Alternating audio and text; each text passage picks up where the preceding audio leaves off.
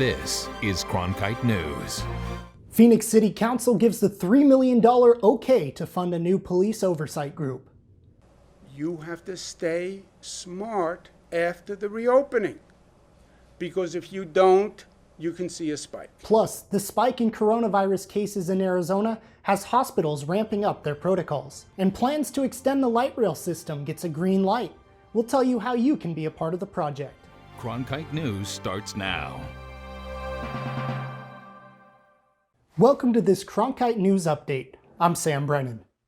Nationwide, mayors and city council members are discussing defunding, disarming, and even disbanding their police departments.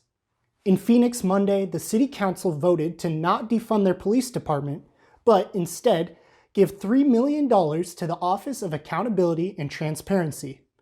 Isabella Martellero has reaction. Thousands of Phoenix residents are urging the council to defund the police department and redirect the money into programs they believe will create a safer community.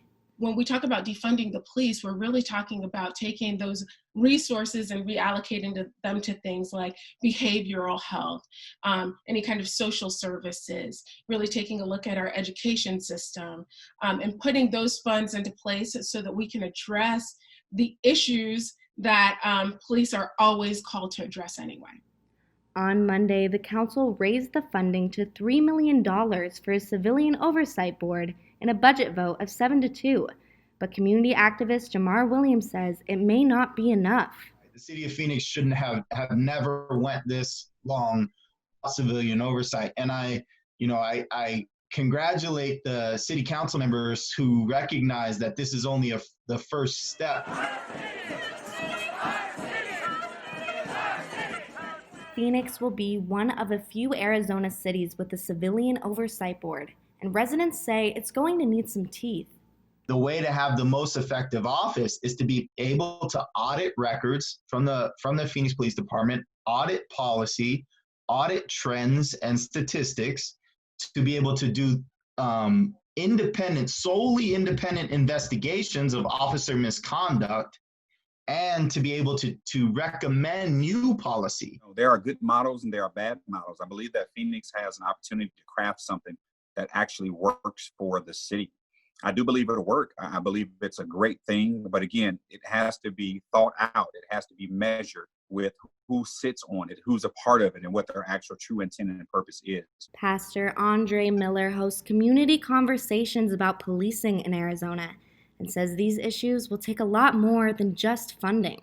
We're not having a lot of conversations with the people who actually knock on the doors, the people who actually exercise warrants, the people who are doing traffic stops. Those are the people who we need to have conversations with, because we're losing the humanity of one another, because we're talking at the police officers, but we're conversing only with those who are administrators. And so that is a total 100% disconnect. Miller says there's still a long road ahead, but funding a civilian oversight board is a small step in the right direction. Isabella Martellero, Cronkite News. So where is that money coming from? Some of it comes from reimbursements from the federal government for COVID-19 spending and the services that have been closed due to the pandemic, according to city staff. The two councilmen who voted against the budget were Jim Waring and Sal DeCiccio. After almost 2 weeks of protesting in Phoenix, the United States Conference of Mayors announced yesterday Phoenix Police Chief Jerry Williams would be joining a national reform group for police. The goal of the reform group is to help find solutions for police brutality and racial discrimination. On Friday, Williams marched with protesters downtown and gave a speech promising change within her department and thanking demonstrators. Take a listen. Voices of this generation, making the voices of my generation be silent and to listen to what you are saying. So for this, I commend you. Thank you so much for ending things peacefully. That is what is really resonating with all of us and is forcing us to listen. With Arizona's most recent rise in coronavirus cases, hospitals around the state have been urged to activate their emergency protocols. The Arizona Department of Health Services director sent a letter to hospitals this past weekend, providing guidelines for hospitals in the midst of the new surge of coronavirus cases. The letter outlined evaluating equipment and supplies, staffing, and assessing the degree of urgency for patients coming into the ER.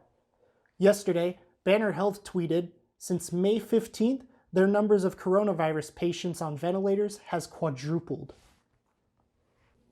Because of the coronavirus pandemic, the summer 2020 travel season might look a bit different for those desperate for a break from reality. Cronkite News reporter Frankie McLister explains how. Las Vegas, San Diego, Big Bear Lake, and Durango, Colorado becomes flooded with tourists this time of year. But due to the COVID-19 pandemic, cities such as these are preparing for a different summer season, even when some tourists are hungry for fun. I've already got the cabin booked.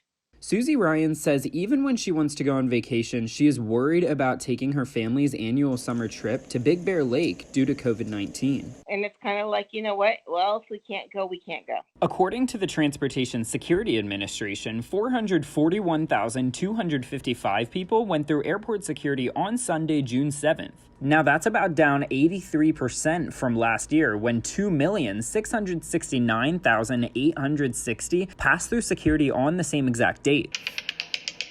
Now that might change soon. Casinos opened on June 4th after the Nevada Gaming Control Board gave them the green light, but with some guidelines. Expect to have your temperature checked. Properties must have medical crews on site, designated areas for COVID-19 testing and results. Properties must have masks available for guests. We're hoping as we continue to receive orders from our governor. Teresa Gravin, the public relations consultant for Durango Area Tourism Office, confirmed Durango just began allowing restaurants to reopen and has mandated face masks in all public places. That more tourist attractions will start to reopen here in June, but we really just don't know yet.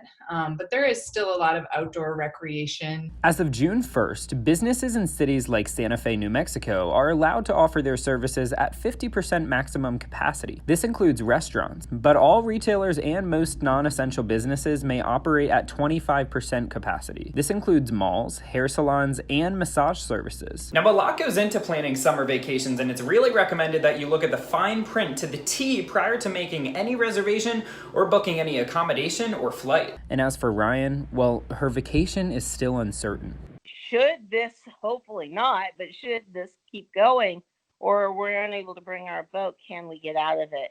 And the answer was yes, due to COVID-19. In Tucson, Frankie McLister, Cronkite News.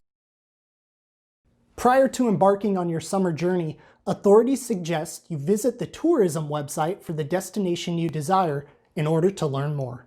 Right now, there are 28,296 people with confirmed cases of coronavirus in Arizona and 1,070 coronavirus-related deaths.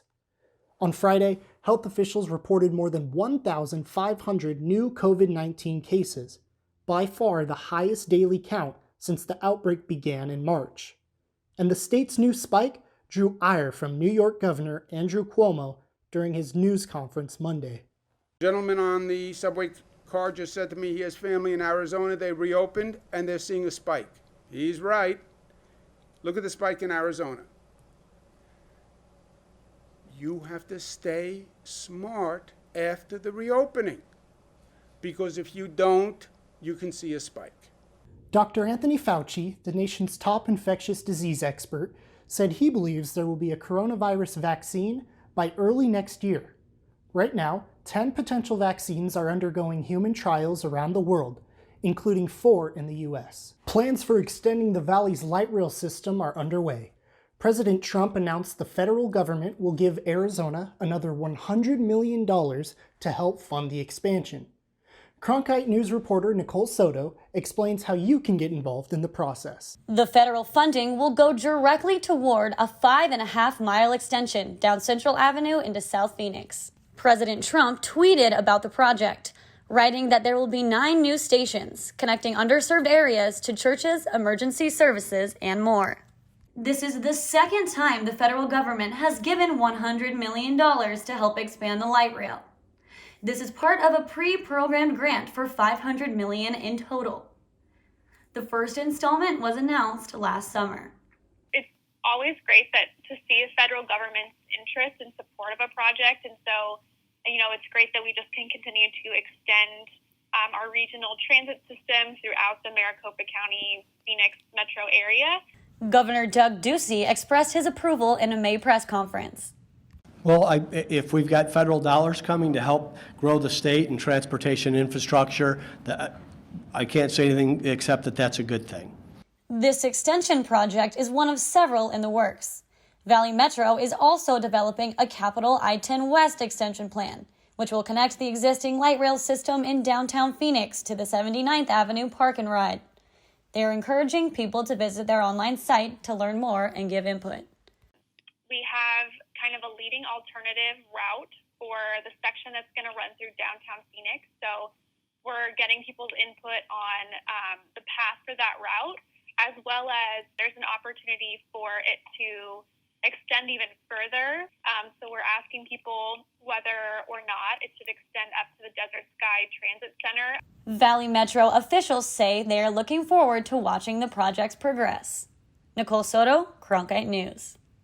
Valley Metro's website is open for input through June 30th. That's it for this edition of Cronkite News. For Arizona news updates throughout the day, follow us on Facebook and Twitter, and find us online at cronkitenews.azpbs.org.